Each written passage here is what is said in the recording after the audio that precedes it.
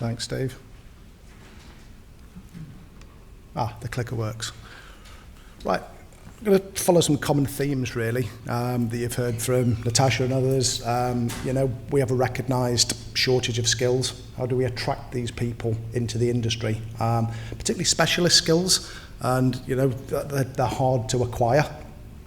And so we've got a problem attracting new talent. How do we make the industry more appealing? How do we advertise the good stuff that they can be part of? And I think once we've attracted those good people, how do we retain them? How do we acknowledge the different working practices? And the second image is deliberately controversial, just for a bit of crack, about home working. But it's a real thing, really. We need to be flexible. We need to be smarter, more intelligent about how people can work and support, particularly if they're not at the coalface every minute of the day. So I'm going to go through some of the things we're looking at as a business. We'll look at some of the things we've done within our part of an engineering support, and some of the things we're doing more business-wide. So some of the solutions about planning for succession, and we've thought about this from a long time ago. Our department head for a long time was focused on this. It's, I suppose, why I'm here doing what I'm doing. Very focused on getting us into a position so we could have a legacy and continue to support the business in the way we intended to do. That's linked to a recruitment strategy. And I say sustainable, not all eggs in one basket, and I'll cover what we're doing about how we're addressing that. And taking control of sort of our learning and development. We can't expect things to drop off a shelf. And I think for me, we need to change the things we're doing. We need to take ownership of that, structure that development, train and coach, develop our own people. And I'll talk about some of the things we're doing on that, really. Highlighting career opportunities. We have a real problem with mobility, particularly. We attract good people, train and develop them, but contracting by nature is where the work is, and that can be difficult, making people move to different projects. How do we address that? And I'll go through some of the things we try to do that. But all of that sort of de-risks our dependency on external recruitment, and we haven't recruited anyone at a senior level for an awful long time in our department. It's growth within. I think that hopefully validates we're not making a bad fist of it, really. Oops, I'm just going to click it.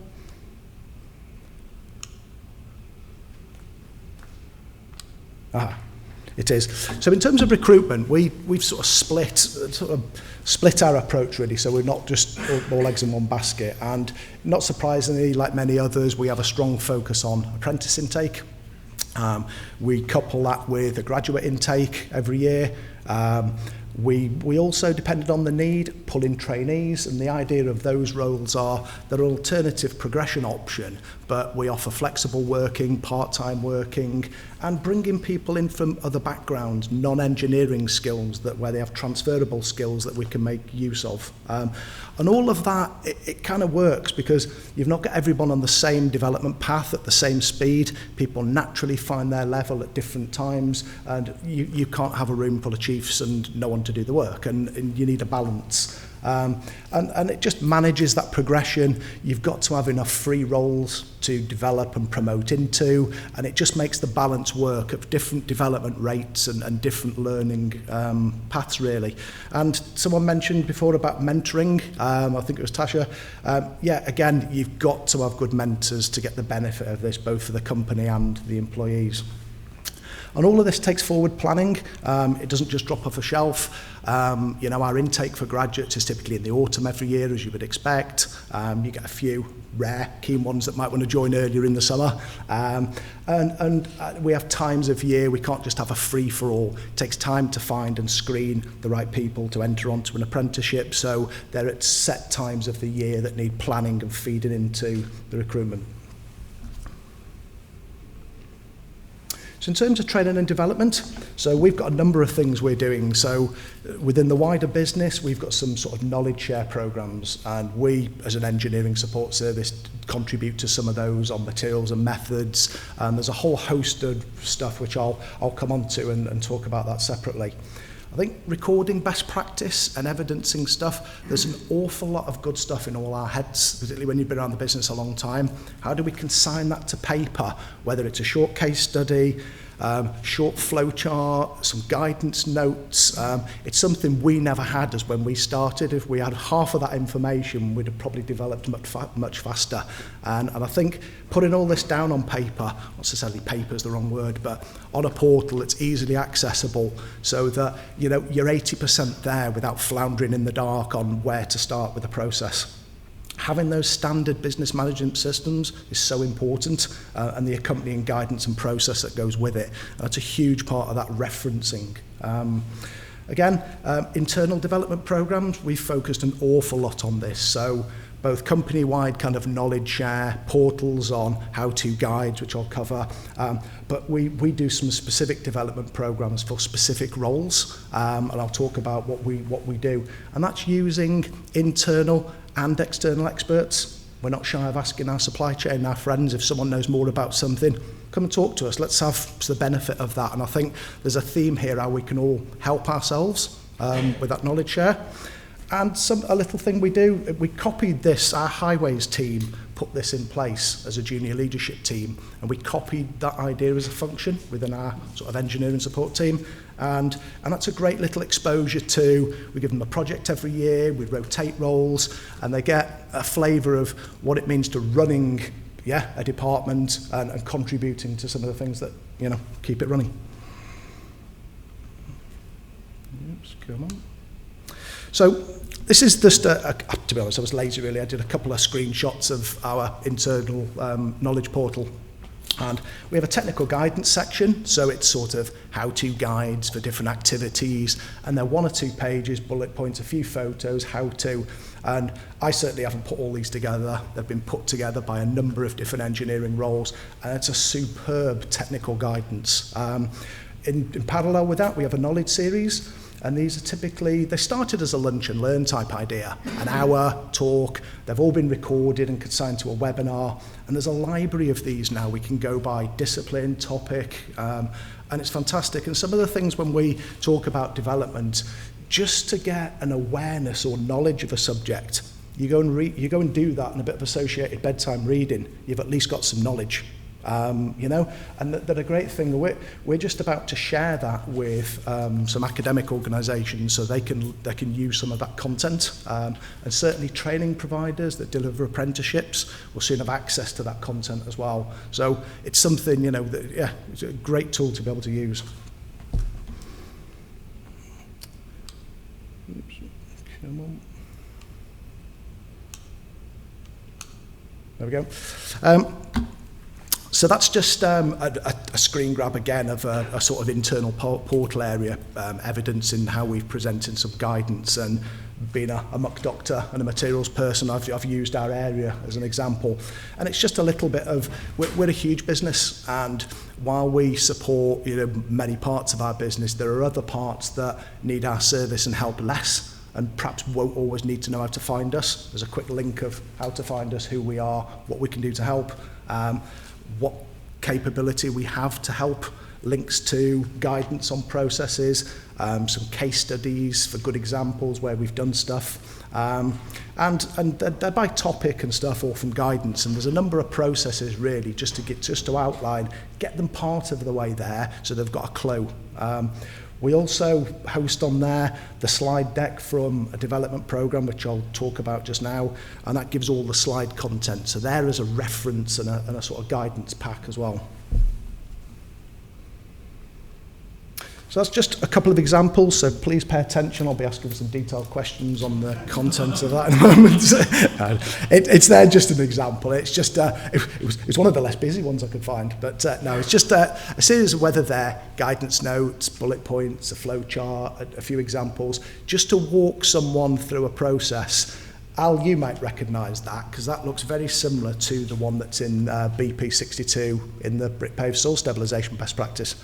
Not surprisingly, because we wrote it as a group, and I took that best practice back into our company. Another benefit of doing this kind of thing, isn't it? You know?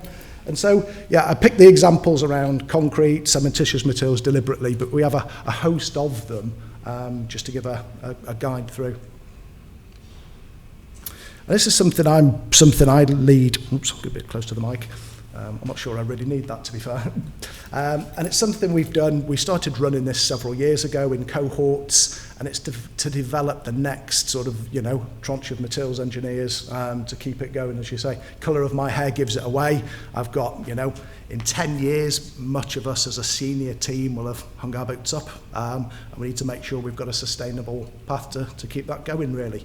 So we run a development programme, and we cover a series of modules. We run it over about 18 months with 10 modules, a bit of time in between, and they're technical, commercial, practical, some classroom, some in the laboratory, and it's a good thing, and not surprisingly, we tend to finish them around summer, coincidental with some nice weather, so we can go and celebrate that over a couple of well-earned drinks, really. So I don't know whose idea that was.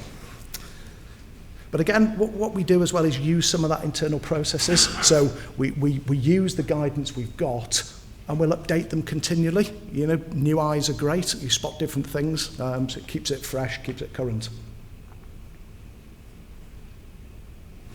And then this is something we'll come on to about addressing mobility. So I can probably associate more with our apprentice intakes, really. I joined as a youngster straight after A-level, not sure what I wanted to do, and I took a technical role. I thought I wanted to be a land surveyor, and then ultimately took a role in a technical role in materials testing, and here I am 33 years later. And I talk mainly about how good the industry's been great for me. I wasn't that switched on with school, and I think that point about, is it the school leaver or is it the person in an early career? Perhaps both. And I think what we find out of some of our apprentice or trainee intakes, we find some really, really good, capable people that have had maybe 1 or 2 years in another industry, whether that be they're disengaged with it or perhaps the reward isn't there, and all of a sudden we can switch them onto something else, and it's fantastic. And I use this really because one of the difficulties is not people are wired up to do the things we did 30 odd years ago, go anywhere in the country for work, but it's been really good to me, and I've had some great learning, and without doing that I wouldn't have had the career or the progression I've had. So I use this, I saw this at an internal conference, and one of our senior directors did it around their career journey and how it helped them. So I just did a quick something for my own career. And I started as a junior, and from the very basics of materials testing, soon understood why, how, like any good technical skill, how to make money with it. And then I became obsessed with it, and it was fantastic. And it's also given me, as a northerner, a southern base for a while, which I would have probably never have chosen to do that, and saw places in the southeast and London I would have never have done, and that's been great. And I've had a great social part of it, as well as the career learning. And ultimately, there's a couple of highlights in that. Award ceremonies. Emmy, you'll recognise your dad in the middle of that. That's us getting our first industry award we ever applied for materials recycling. And that was a special night, that one. And to where I am now. I was leading a big team up on Area North at HS2. And I suppose my enjoyment and what I'm doing now is very, very different. I look beyond the routine. Many things I've been doing for that many years are quite routine to me. But we've also learned some real new things, digitising processes, progressing people, and that's what keeps me going now more than absolutely anything. Really good. Oops. I don't know what I'm doing wrong with this clicker. There we go. And I think finally it's some recognition, and there's industry recognition, and we'll talk about the sort of industry awards and the John Ferguson Award to come after this. But I think that they're a good opportunity, a great way of highlighting the talents within the business, and getting some recognition formally for achievements. We've got some internal company awards we do with that, and we encourage people to apply for some industry awards, and we've had some good successes with it. We make quite a thing of our apprentices finishing their couple of year scheme. I'm a great believer in that, really. Celebrate them. And I think that probably comes to an end of what I've got to talk about, really.